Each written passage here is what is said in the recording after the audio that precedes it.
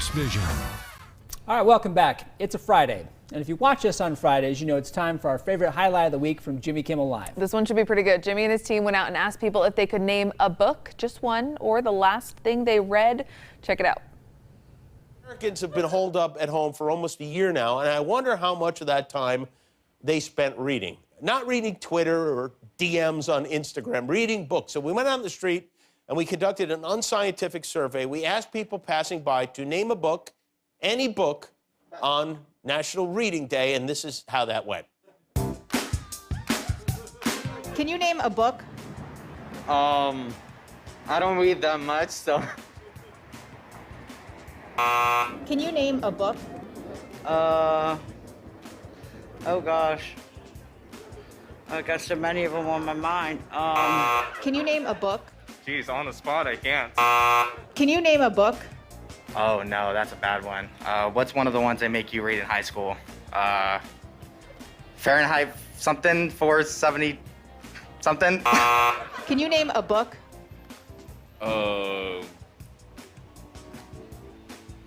I love food. Is that a book? Yes, What is it about? it's food. What was the last book you read? The last book I read, I think it was a comic book. I think it was the Infinity Gauntlet series.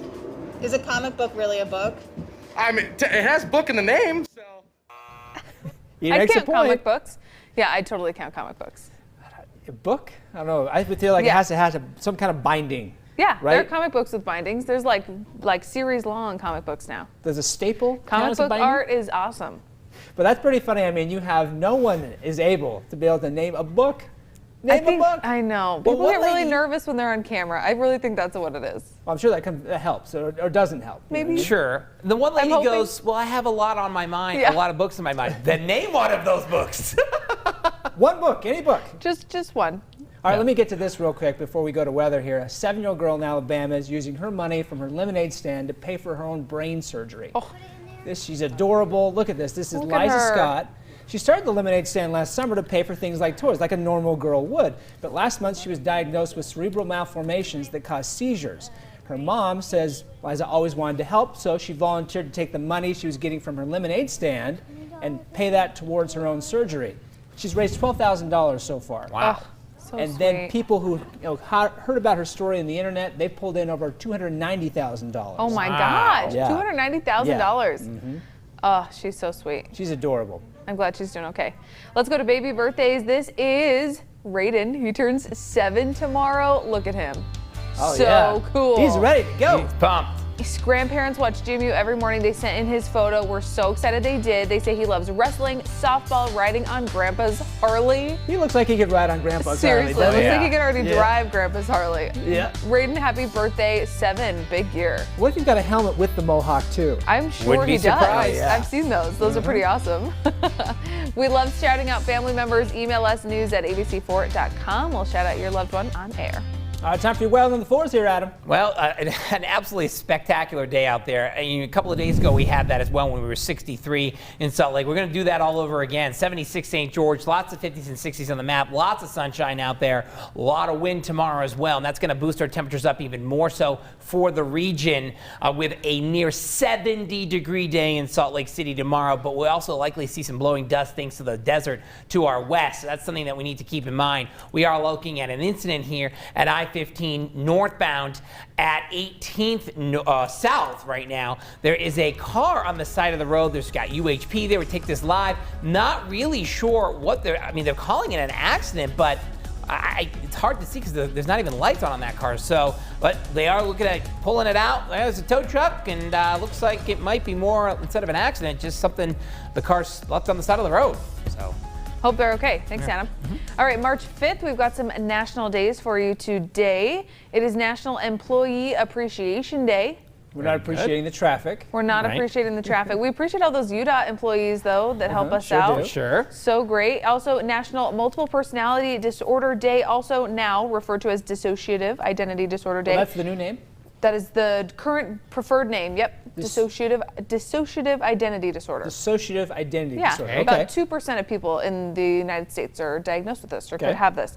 National Dress in Blue Day. My every day. Which I is me know. every day. I like failed. Like literally 2/3 of my closet is blue, and somehow I'm wearing red on National Wear Blue Day. This is a day to celebrate National Colorectal Cancer Awareness kind of month.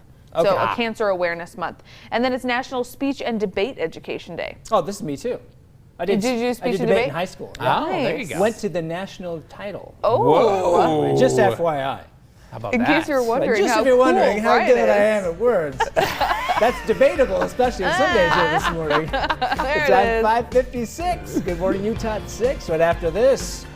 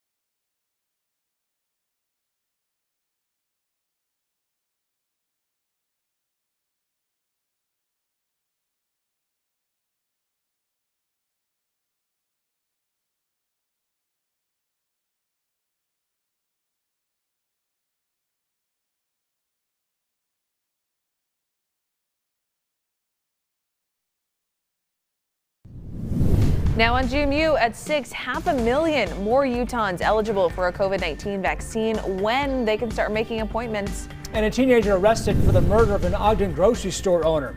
Here how people tonight are honoring the man he allegedly killed.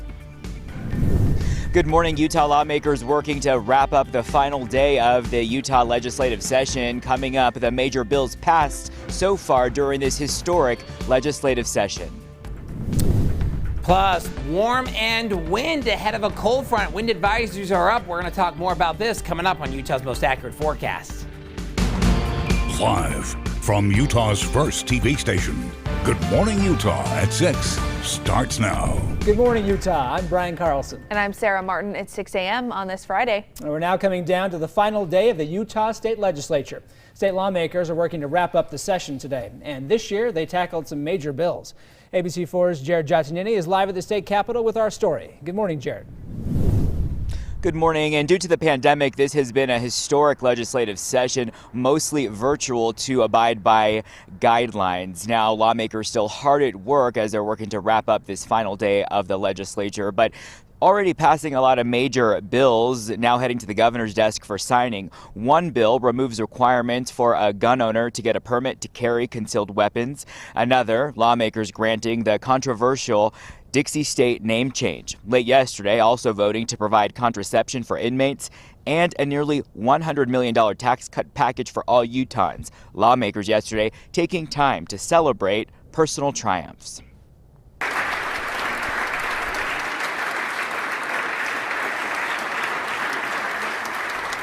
And that's lawmakers applauding House Representative John Hawkins, who was able to vote yesterday for the first time this session. He has been hospitalized due to the pandemic. Now, as we mentioned, lawmakers will continue to work today, whether a bill to restrict local, state, or other agencies from prolonging a state of emergency order is expected to be debated in the Senate, where it is expected to pass. Lawmakers working really hard to pass a lot of hot button issues in the final hours of this legislative session, expected to reconvene at 9:30 this morning.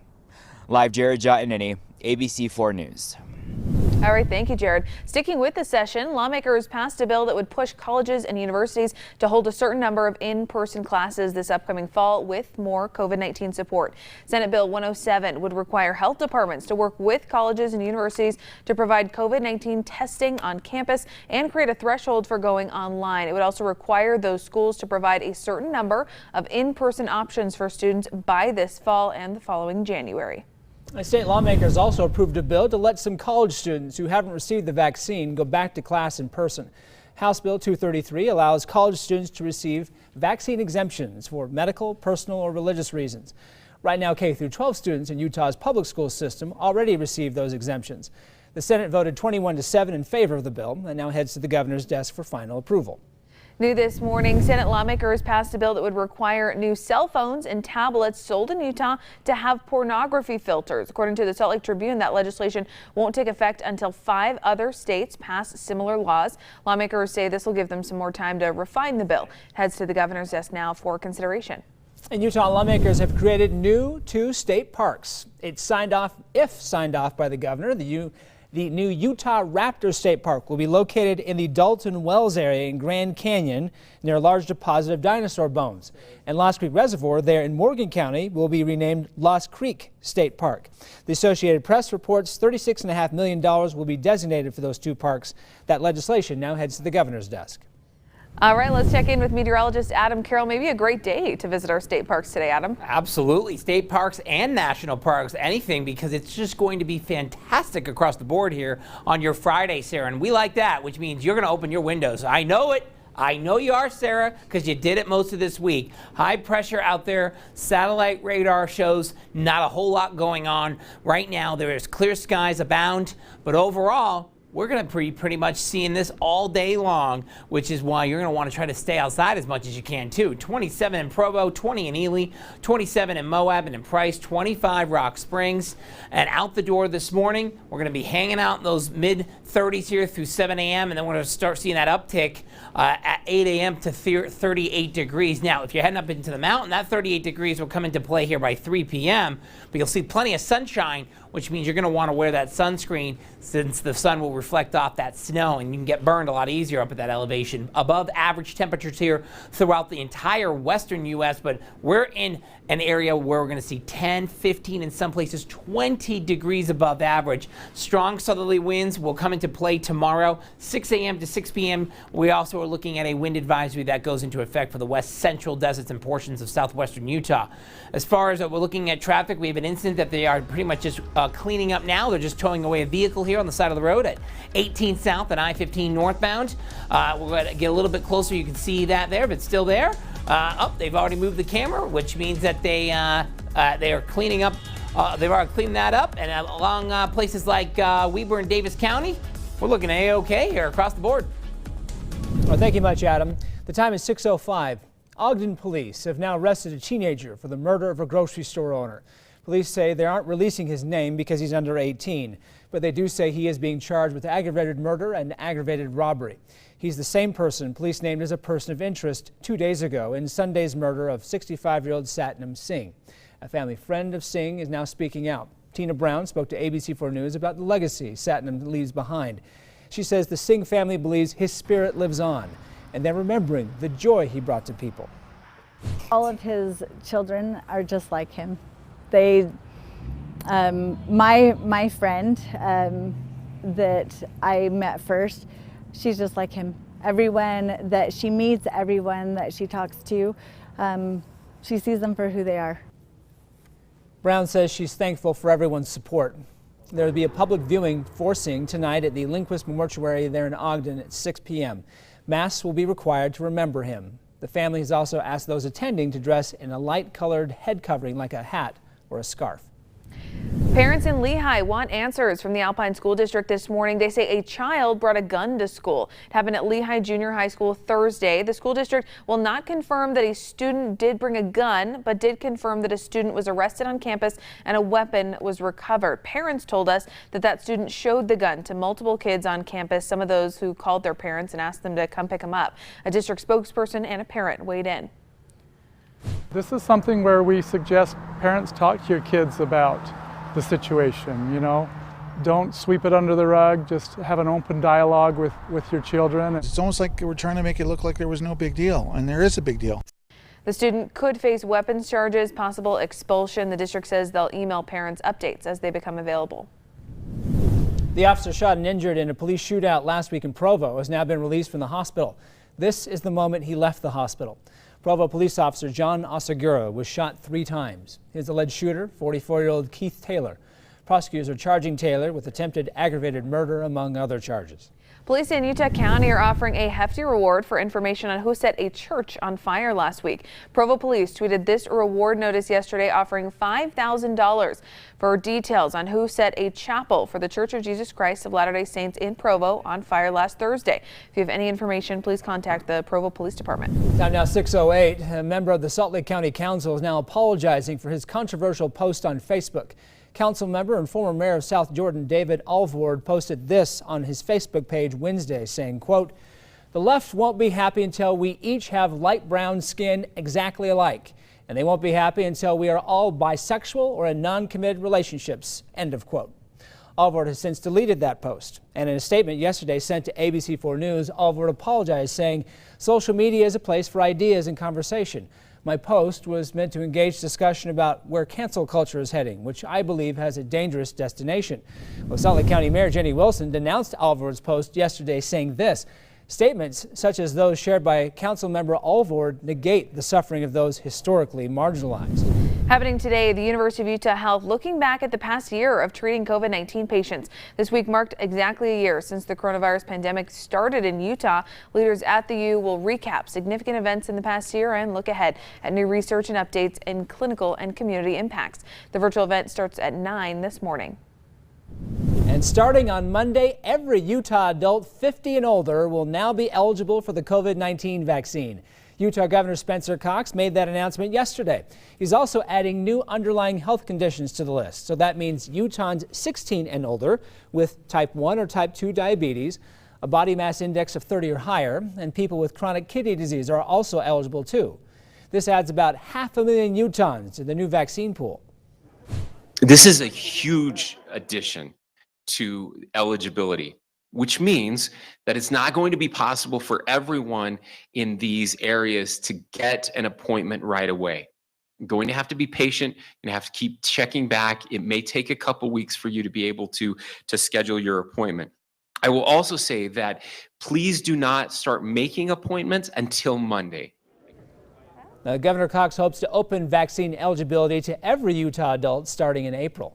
In Summit County, people 40 and older have been able to start the vaccine appointment process. In a statement, the health department said Summit County launched a pre-registration system to gather names and contact info so vaccine appointment invitations could be sent at a later date. Not knowing the governor's plan related to vaccine priority groups at the time, we delineated the pre-registration age groups into 40 to 54-year-olds and 55 to 64-year-olds. Rather than discard that pre-registration pre-registration information and start over. Summit County made the decision to allow appointment registration for all individuals in these two groups who pre-registered before March 4th. It's time now 6:11 here this morning. Here's your morning update on COVID-19. Utah had 611 new cases yesterday. That brings our state total to 373,000. Utah has administered 785,000 doses of the vaccine.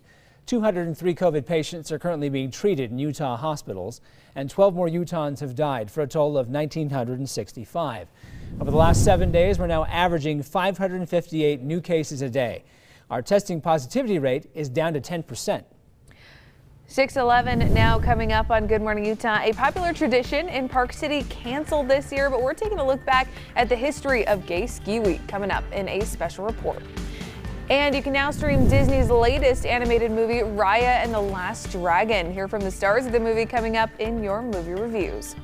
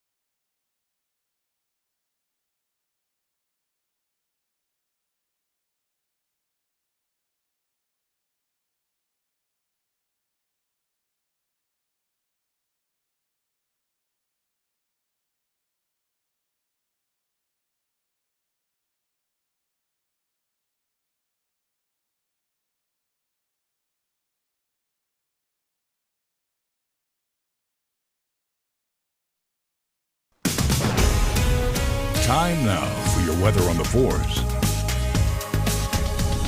Let's check your weather on the 4s. You know, Adam, the weather this weekend is giving me a serious case of Friday-itis. I'm glad it's not giving you a case of the Mondays, because that would be the worst case, right? Especially on a Friday. Well, that's true. And, you know, a lot of folks maybe want to know, well, it's going to be warm, so should I wash my car?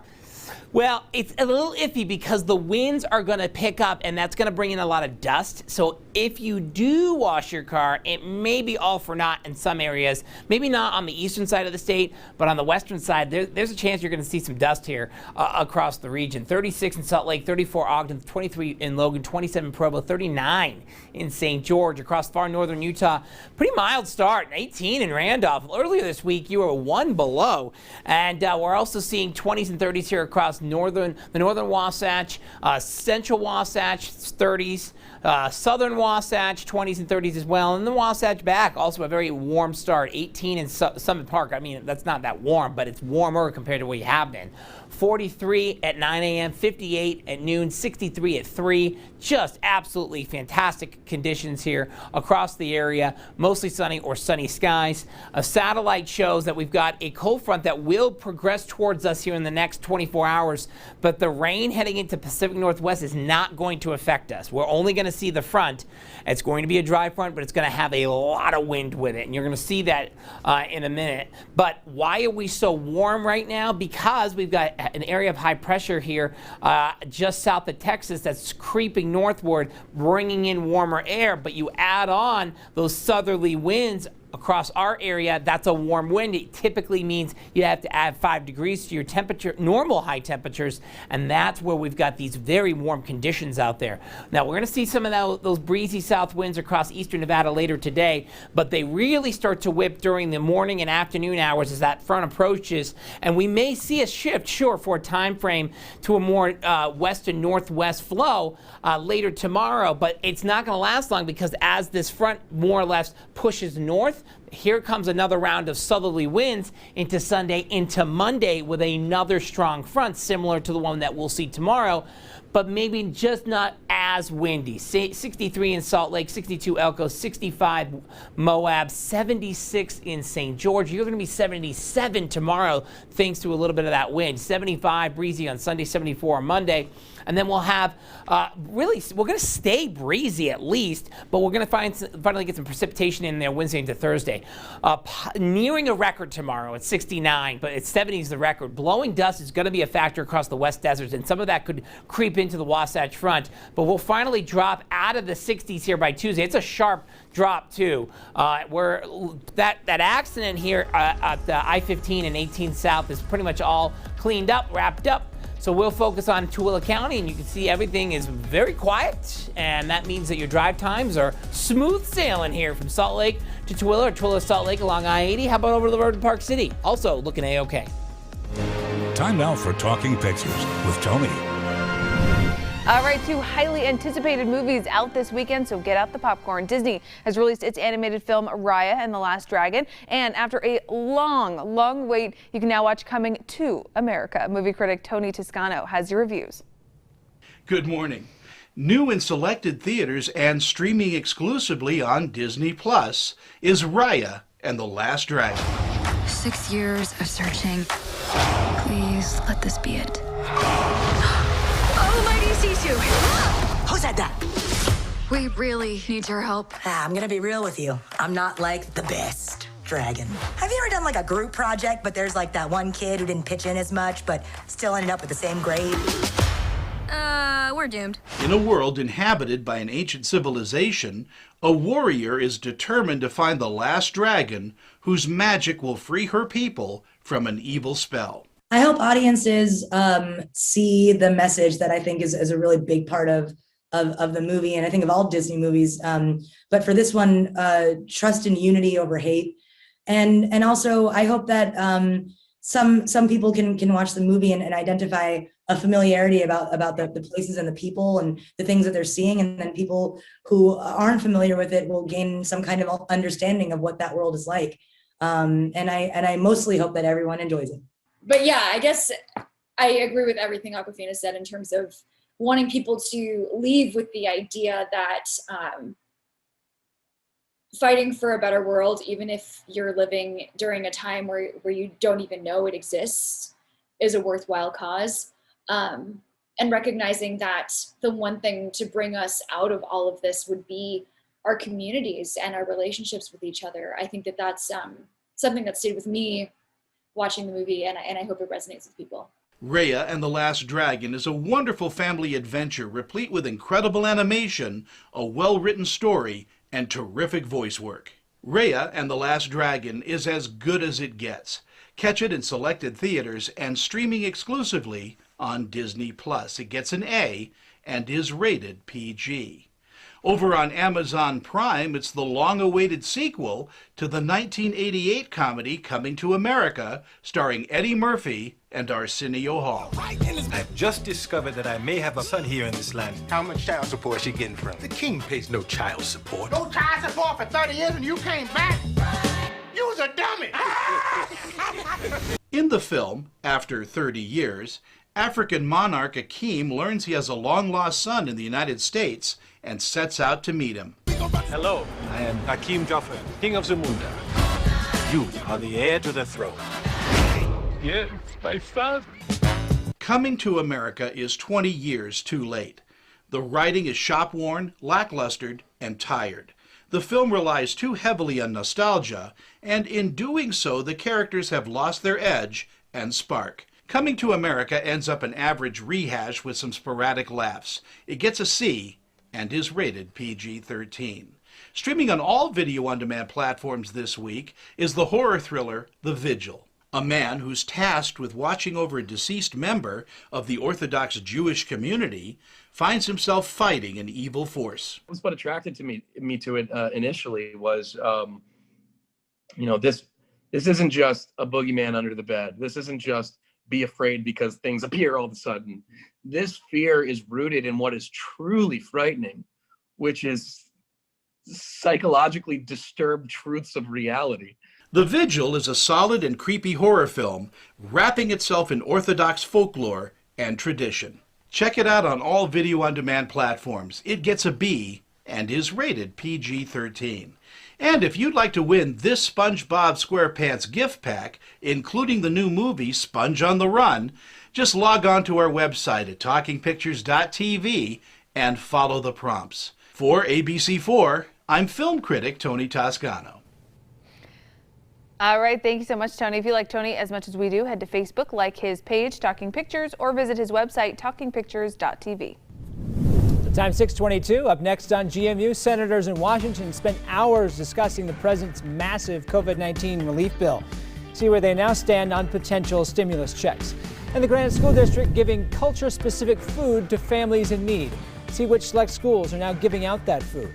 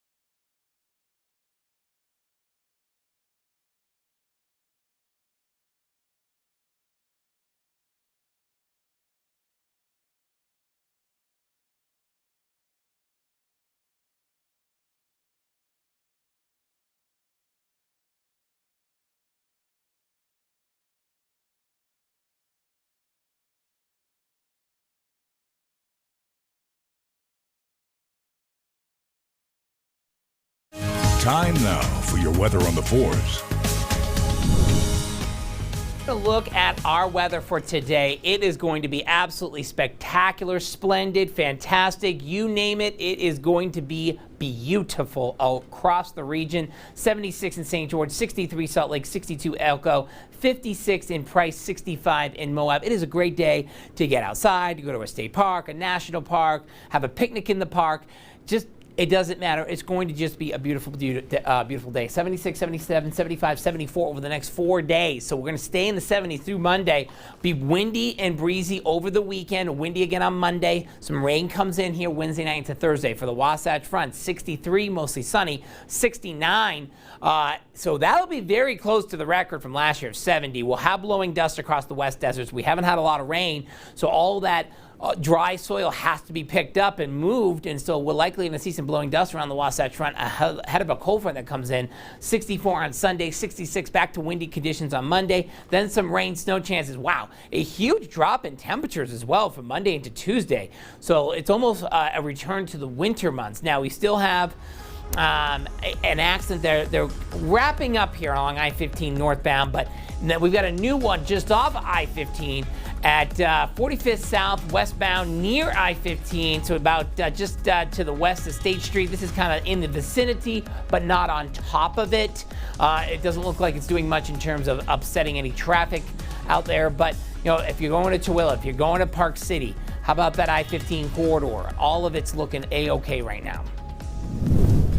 Thanks, Adam. The U.S. Senate worked well into the night on President Joe Biden's COVID-19 relief bill. Meanwhile, the country is ramping up rolling out the vaccine, while criticism is growing of Texas opening up early. ABC's Ike Ajachi has the story. 628 pages. The table of contents for this act is as follows. It's the length of President Biden's nearly $2 trillion COVID relief bill, and Republicans want to hear every single word that's written. Of each socially disadvantaged farmer. The move, forcing senators to stay inside the Capitol for hours, a stalling tactic from Republicans who say the bill is too expensive. The real tragedy here is not Senate process. It's how ill-suited this bill is to what Americans need right now. But according to a recent Monmouth University poll, 62% of Americans are in favor of the $1.9 trillion relief package, compared to 34% of Americans who oppose it. The bill includes unemployment benefits of $400 a week. It also includes $160 billion for COVID testing and vaccinations, help for small businesses, and stimulus payouts of $1,400 for Americans earning up to $75,000 a year. This morning, an average of 2 million vaccines are going into arms every day in this country. From coast to coast, mass vaccination sites are popping up. 9 new FEMA vaccination sites opened this week. In California, Governor Gavin Newsom not only ordering 40% of all vaccines to be reserved for the most vulnerable low-income communities, but also calling out other leaders who forego mask mandates and other restrictions. We are encouraging people basically to double down on mask wearing, particularly in light of all of what I would argue is bad information coming from at least 4 states in this country. Leaders like Texas Governor Greg Abbott, who doubled down on his decision to lift restrictions. Texans have mastered the safe strategies. They don't need an order from Austin, Texas telling them what to do. Now, Dr. Fauci says studies are being conducted on vaccinated people to find out which activities are safe and which restrictions could be lifted in the near future. In Washington, Ike Ajachi, ABC News. All right, thank you, Ike. The time now 6:28. Still ahead on GMU. Utah lawmakers wrapping up the 2021 legislative session. See the major bills they tackled this session in a live report. Plus major changes coming to Bangerter Highway and Mountain View Corridor. Hear how soon UDOT plans to finish construction in today's Travel Talk. As we head to the break, here's a live look outside. Great shot on a Friday morning in downtown Salt Lake. That kind of twilight moment between the nighttime and then the early morning. We're back with your weather on the 4s, but after this.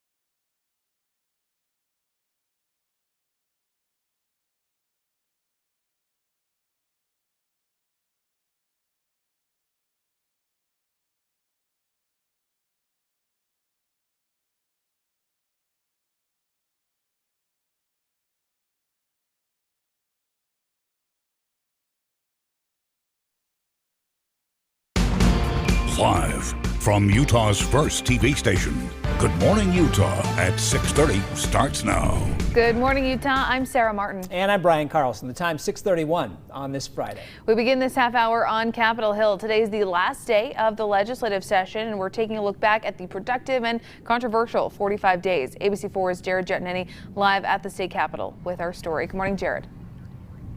Good morning. Well, due to the pandemic, this has been a historic legislative session, hosted mostly virtual to abide by guidelines. Now, lawmakers still hard at work, but they did pass some pretty monumental bills so far this session. Right now, headed to the governor's desk for signing. One removes requirements for a gun owner to get a permit to carry concealed weapons. Another, lawmakers granting the controversial Dixie State name change. Late yesterday, also voting to provide contraception for inmates and a nearly $100 million tax cut package for all Utahns. Yesterday in the House, lawmakers taking some time to celebrate personal triumph.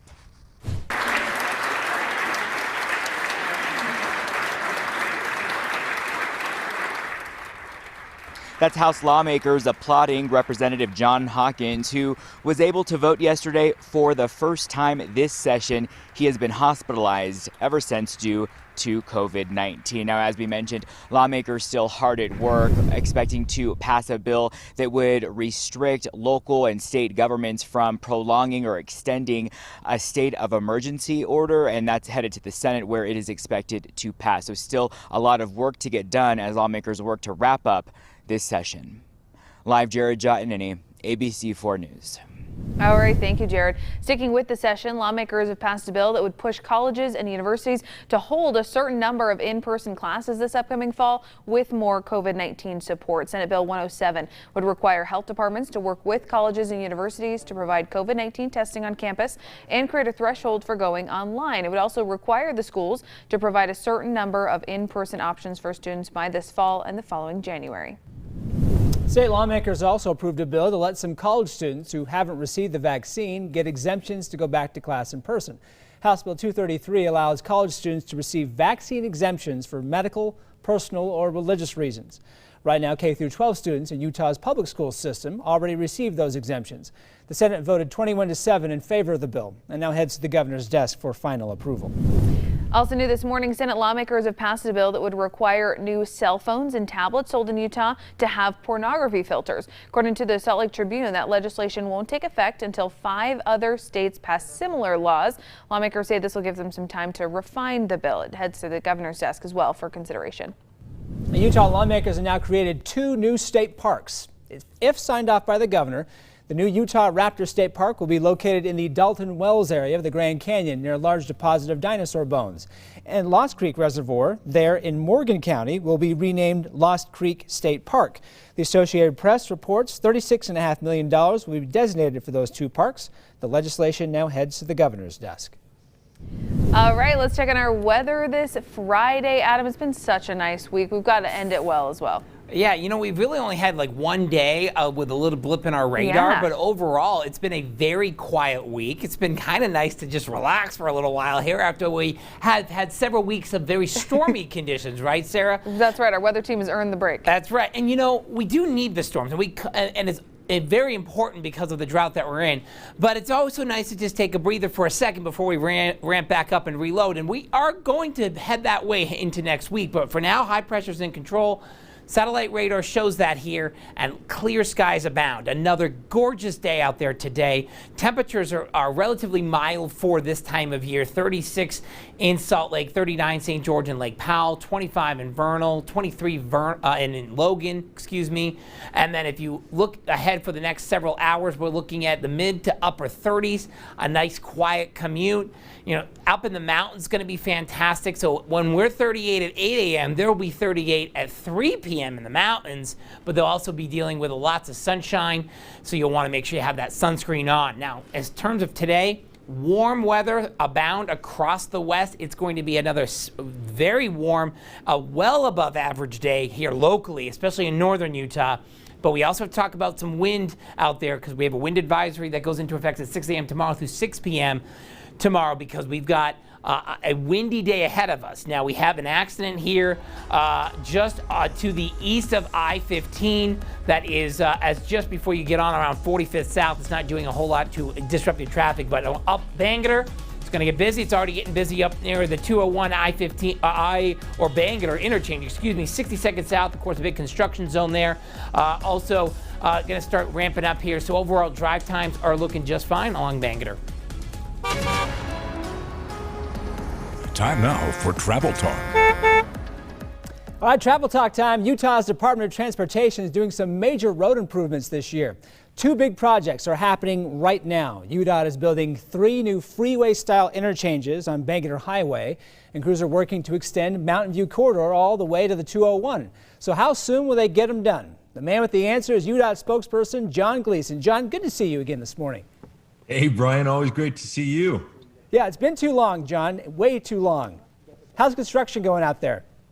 Hey, construction's going great. You know, as Adam mentioned, Bangerter Highway, it's one of our heaviest traveled roads in the western part of Salt Lake County there. So we're doing everything we can to address that growth. And right now we're underway on 3 freeway style interchanges at 126 South, one at 104 South and one at 6200 South. And the whole idea here, Brian, is to eventually make Bangerter feel much more like a freeway to handle some of that growth that we were seeing out here on the western part of the valley. And reduce a lot of frustration too, because I know people love taking Bangerter. There's a lot of people that drive Bangerter, but I purposely avoid driving on Bangerter so I don't have to hit those intersections, John.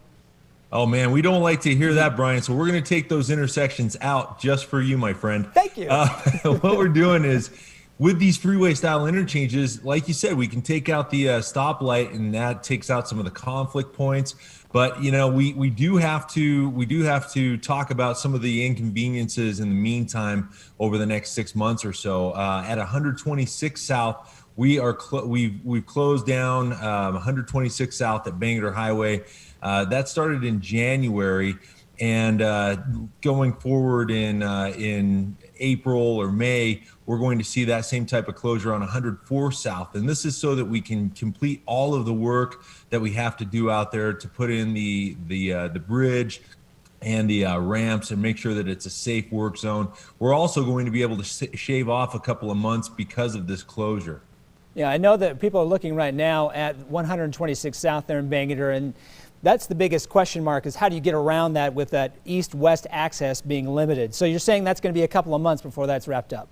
A couple more months before that's wrapped up. You can get on to Bangerter Highway. You just can't cross right there at 126 South. So, you know, if you use any of the other streets that run parallel to that, you should be able to get around it. But, you know, it's an inconvenience anytime we have to close down a road like that, and it's not something that we generally do, but we wanted to keep safety in mind, and we've worked very closely with the cities and the businesses and the residents out there to let them know what's happening. And the good news in all of this is that we're on track right now to have all 3 of these interchanges complete by the end of the year, and traffic's going to be flowing much smoother out there at that time. I'm looking forward to that. And quickly in this last minute here, John, how are things shaping up on Mountain View Corridor? Well, that's another huge project that we have underway right now, Brian. Right now, the section from 4100 South to SR 201 is under construction, and we're making great progress on this. We've actually got the road pretty much complete. We're just putting in signs, concrete barrier, and striping. Those are the finishing touches. But it's going to be a difference maker when we're able to open up the connection between Mountain View Corridor and SR 201. And it's really going to allow people to get to where they're going much easier once you have that east-west connection there that's been missing from Mountain View. So when do they finally make that connection, John?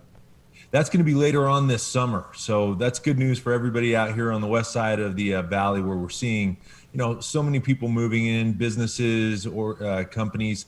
And so we want to make sure that we're addressing all of that growth. Okay, to recap for everyone here at home, you have 3 new freeway-style interchanges on Bangerter Highway working on right now, 62nd, 104th, and 126 South. That wraps up by the end of the year. Then Mountain View Corridor going all the way to the 201 happens by this summer. John, I can't wait for all of that to be done. Hey, Brian, we're really excited about it as well. I hope you have a great weekend. You too, John. Thanks for talking to us. Thanks so much.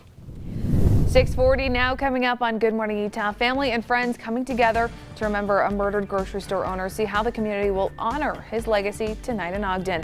Plus, Park City's annual Gay Ski Week canceled this year. How the event started more than 25 years ago. But first, here's what's coming up on Good Morning America. In this morning's GMA First Look, an ABC News exclusive. Many people see you as the ultimate scammer. Are you? She's been called the Soho grifter. Anna Sorokin, who renamed herself Anna Delvey, accused of posing as a German heiress, claiming to have a $60 million bank account overseas, living a high-end life among New York's elite, complete with private flights, boutique hotels, and designer goods. Sorokin was convicted of theft of services, grand larceny, and attempted grand larceny in 2019 and sent to prison. This morning, she is free and speaking out to ABC News. How would you describe the real Anna Delvey? Who is she? Oh, that's such a loaded question. The ABC News exclusive interview is coming up at 7 a.m. With your GMA First Look, I'm Mona Kosar-Abdi, ABC News, New York.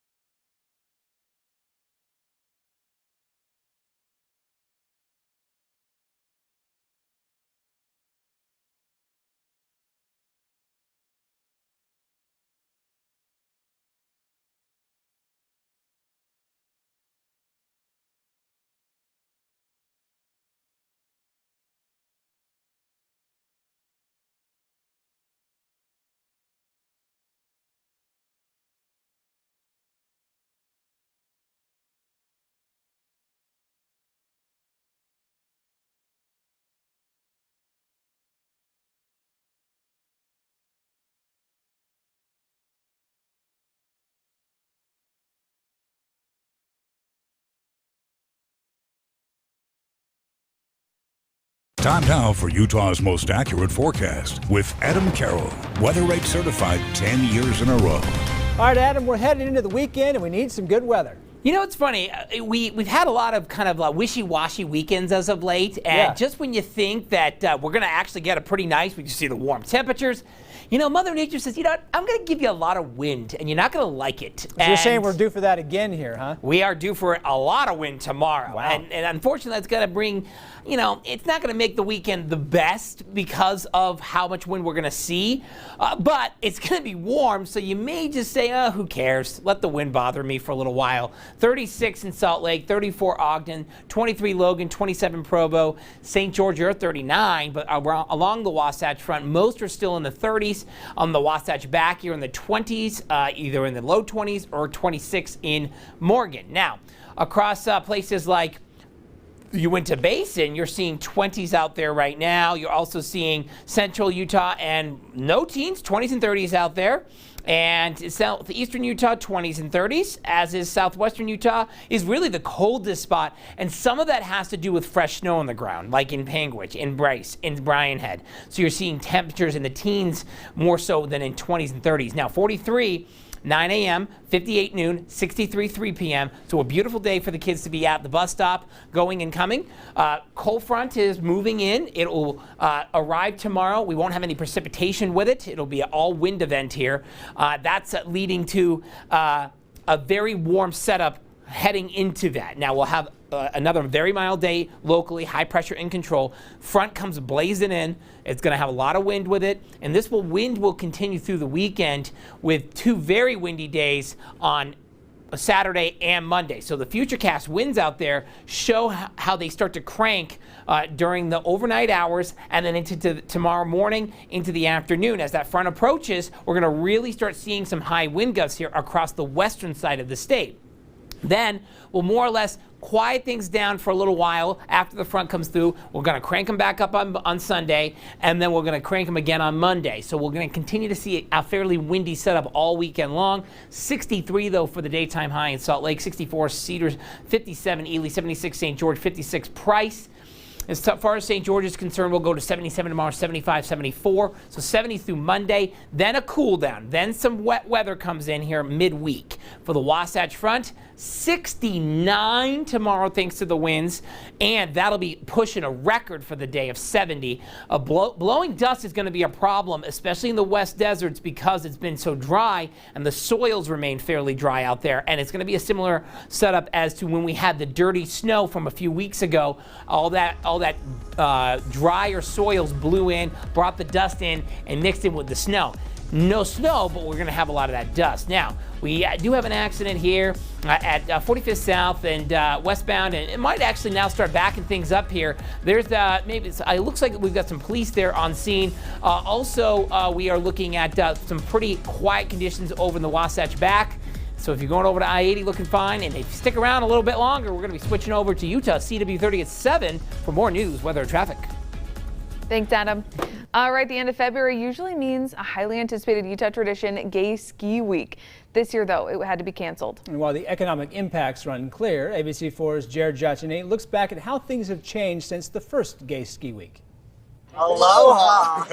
A documentary from the Network Q project shows the inaugural Gay Ski Week in Park City 27 years ago. Welcome to Queer Valley. Winterfest 1994. Being that it brought everybody together to work together in the end, I think it turned out to be very successful. Yeah, that was the first time I had ever been involved in something of that nature. Chris Condon says unity was just as important then as it is now. There was a lot of stigma, there was a lot of uncertainty, there was a lot of fears for other reasons.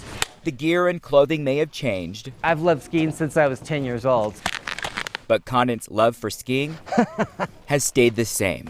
Condon remembers when there was little to no LGBTQ plus visibility on the mountain. It gets into some political wrangling, I guess you might say, between what was going on in Colorado at the time. Back in 1992, Colorado voters passed Amendment 2, preventing a city, town, or county from recognizing homosexuals or bisexuals as a protected class. 2 years later, in '94, LGBT skiers boycotted the only other gay ski week located in Aspen, Colorado. In society, as things have changed, there's a lot more understanding and a lot less apprehension or maybe anxiety about these issues anymore. Park City Ski Resort welcomed the event with open arms. When this gay organization called you up and wanted to bring a bunch of queers up to the resort for a week. We consider ourselves an open door organization that as long as people are here to ski, we're more than happy to welcome them into our offices and on our mountain. I think it was a lot more progressive than people probably viewed it to be. Winterfest 94 drew nearly 2,500 people to Park City. The event has transformed into what is now called Elevation. This year, due to the pandemic, Elevation 2021 has been postponed. Park City losing out on about 1,500 tourists. It's definitely down compared to a normal season. Inclusivity and bolstering the local economy are not the only priorities for the Park City Chamber. We're hoping to finish the ski season strong. Our goal was to be able to stay safe, to stay open. COVID-19 precautions are also top of mind. We want our visitors to know, that our community is working really hard to keep our community safe and our visitors safe and our employees safe, and that visitors play a role in that too. While the pandemic has created distance between many of us, helping people in general has just been my style. Condon hopes next year to be back on the slopes for Elevation 2022. It's a beautiful day. Jared Giannini. This is a perfect day for skiing. ABC 4 News. Thank you, Jared. Now, this year, Gay Ski Week is postponed until next winter. Registration, however, is expected to start this spring, and the Park City Chamber is excited for it to return. Now, you could see support for Utah's LGBTQ community last night in Provo. Students lit up BYU's Y Mountain in rainbow colors. Look at this. Yesterday marks 1 year since the LGBTQ plus acceptance movement started on campus following a change to the university's honor code about homosexual behavior. Some students also wore rainbow t-shirts to school to show support. BYU tweeted the lighting of the Y was not authorized by the university. A new study takes a look at religious freedom in America and how people feel about it. Found a huge number of Americans, 44%, feel that religious freedom claims actually pose a threat to their own rights. The Deseret News reports that religious freedom advocates attribute that fear to some very successful PR. The same survey from Public Religion Research Institute shows only 22% of U.S. adults support allowing business owners to use religious objections to some LGBTQ rights. And Ogden police have now arrested a teenager for the murder of a grocery store owner. Police say they aren't releasing his name because he's under 18, but they say he is being charged with aggravated murder and aggravated robbery. He's the same person police named as a person of interest 2 days ago in Sunday's murder of 65-year-old Satnam Singh. Now, a family friend of Singh's is now speaking out. Tina Brown spoke to ABC4 News about the legacy that Satnam leaves behind. She says the Singh family believes his spirit lives on, and they're remembering the joy he brought to people.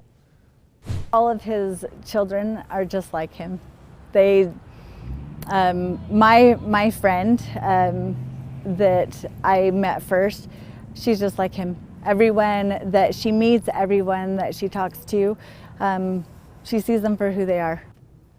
Now, Brown says she's thankful for everyone's support. There will be a public viewing for Singh at the Lindquist Mortuary there in Ogden tonight at 6. Masks will be required, and the family has asked for those attending in remembering him to dress in a light-colored head covering like a hat or a scarf.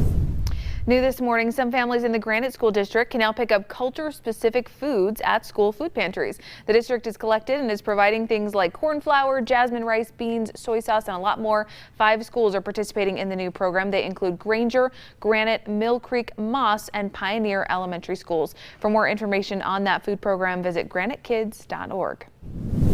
A final check of your weather here for us this hour, Adam. Well, as we've been talking about all morning long, you can't ask for a better Friday to end your week. I mean, it's been a pretty quiet week for the most part anyways, but, just a couple of days ago, we saw 63 degrees. We're going to do it all over again today, just because I loved it so much. That's why we're doing it again. Bringing it back again. I agree. Exactly. And we're going to even give you some warmer temperatures tomorrow because it's Saturday, but more so because of the wind. St. George, 76, 77, 75 over the next 3 days. Windy to breezy, or breezy to windy at times, I should say. And we're going to keep the wind going here for much of next week. For the Wasatch Front, 63, 69. That'll be 1 degree from the record from last year. We will see blowing dust related to gusty south winds across the West Desert, similar to the setup we saw the wind mix in with the snow and the dirty snow, but we won't have snow. We'll just have the wind and the dust. And then 60s through Monday, and it will stay windy as well through Monday before we start having a big cool down with rain and snow in the forecast. We do have an incident here at 45th South just before you get on the I-15 that is blocking 2 lanes of traffic. This is the back, and you can see the police cars in that shot here. But if we look at the live look going on the other side of things, you can see the reflection off the truck there. It is slowing things down, unfortunately, in this area, so keep that in mind if it's going to be around that area. All right, thanks, Adam. We've got a baby birthday this morning. We're getting to him. This is Raiden. He turns 7 tomorrow. How cute is he? I love that hairdo. His little mohawk, so awesome. Raiden turns 7. His grandparents sent in his photo. They say they watch every morning. We're so excited that they do. He loves wrestling, softball, and riding on his grandpa's Harley. Oh, I can see that. Talk about a cool kid. Yeah, no kidding. With a pretty cool grandpa, too, I'm sure. Raiden, happy birthday. Email us news@abc4.com. We'd love to shout out your loved one on air. Happy birthday, Raiden. All right, they were on a break for 17 years, but now they're finally getting back together. The highly anticipated reunion of the hit 1990s show Friends is actually happening. Finally! Yep. This time last year, Friends were fans obviously hearing about it, all the buzz, and then all of a sudden it was postponed again and again because of the pandemic. But now I believe it's David Schwimmer who's confirming, yes, we are filming. No exact date of when it's going to release, but it's happening. So excited. Thanks for making us part of your morning. More local news coming up on Utah's CW30.